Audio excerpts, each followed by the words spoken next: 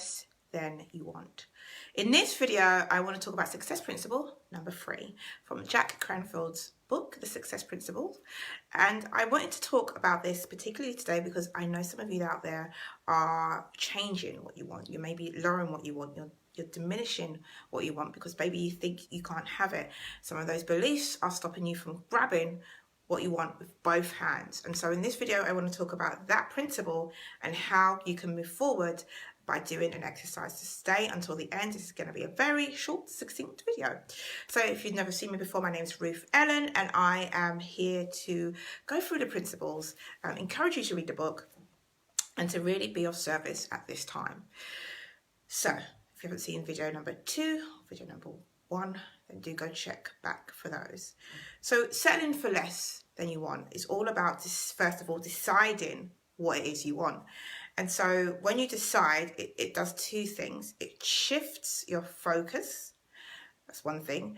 And it also makes you declutter things that don't serve that decision. So it's more or less the same thing, right? Shifting your focus to what you want is basically saying yes to you and no to other things that don't serve that vision. Now, in order for you to have clarity of that vision, there's obviously different areas of your life that you need to be looking at. And in life coaching, they always talk about is it 8 areas of life? Sometimes some people say 9. And I'm going to share those different areas for you just to get more clarity on those things so you can move forward. But deciding what you want is all about not allowing others to say you can't. And those other people might not necessarily be in your circle right now. They could be from previous worlds. Like perhaps you've gone for something before and you've been denied it, or you've tried to reach for a goal, an aspiration, but you didn't get it. And so that's made you doubt your ability to have what it is you seek.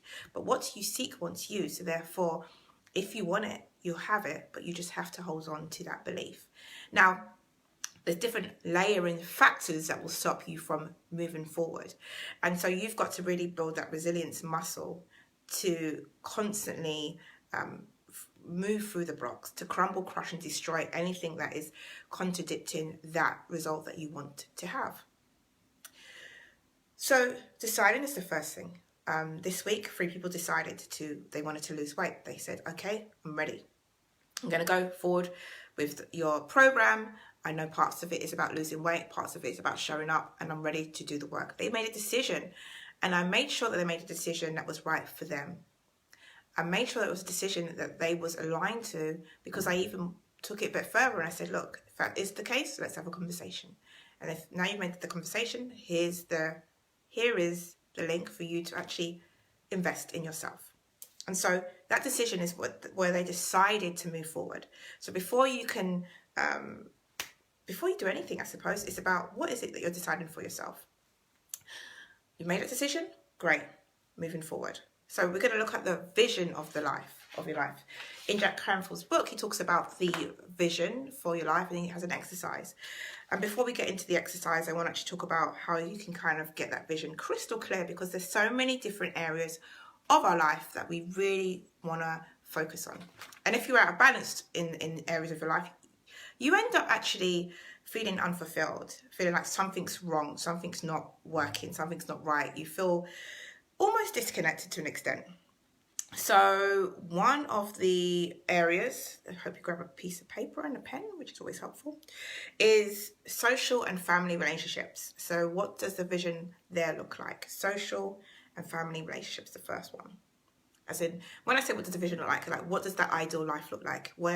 What do you want to see, feel and hear when it comes to your social and family relationships? It's the first thing to think about. The second area is career and education or aspirations. So career and educational aspirations is the second area. The third area is money and personal finance. So, investments, income, multiple streams of income. What does that look like? What is the vision there? The fourth is health, recreation and lifestyle. Well, leisure to be exact. That's the fourth. The fifth is your responsibilities, like your routine. your life's routine responsibilities. What does that really look like? 6, contribution, giving back to society and such. And 7 is your mental and emotional state. And 8 is your spiritual life. So those are the areas, right? So we've got this vision that we're trying to cultivate. And so these are the areas that you want to have clarity on in terms of your vision. This is all about principle number 3, deciding. Settling for less than you want is not an option in this scenario. We are having complete and utter clarity on what you want in those areas of your life. Thanks for joining me live or on a replay, by the way. If you are joining me on a replay, don't forget to let me know so I can give you a shout out. So now you know the different areas. Now you know that you've just made a decision as to what you want. Cranfield, we're now on a second name basis, or Jackie Boy, wants us to do an exercise called the vision exercise. And it all takes all these areas and he wants you to visualize them. He wants you to actually look about what's your annual income when it comes to finance. What does your home look like? Where is it located? Does it have a view? So you're going to get very granular in each different area in order to make this vision more purposeful for you, more real for you, more tangible for you. Because even though you might have these ideas of what you want to see in the world, in order for you to really have all those things, you want to feel into it. You want to feel into that ideal body that you want, if that's not the body that you are in currently, because you can change your reality, right? So all of these areas need to be broken down a little bit more. And so you almost visualize each area and then move forward into that. So you start to feel it so that you can become it. And then if you're brave, I say brave, courageous, you have to share this vision with people on a daily basis. Where there is no vision, the people will perish. It's biblical. And so now you know your vision, share it. Because at the end of the day, you manifest it, you speak it into existence by talking about it, because your focus point's there. And when you're out of alignment of doing those things to get your vision, you then end up like, oh, okay, I'm not actually doing the work that's going to help me to get this done. I need to get back to it.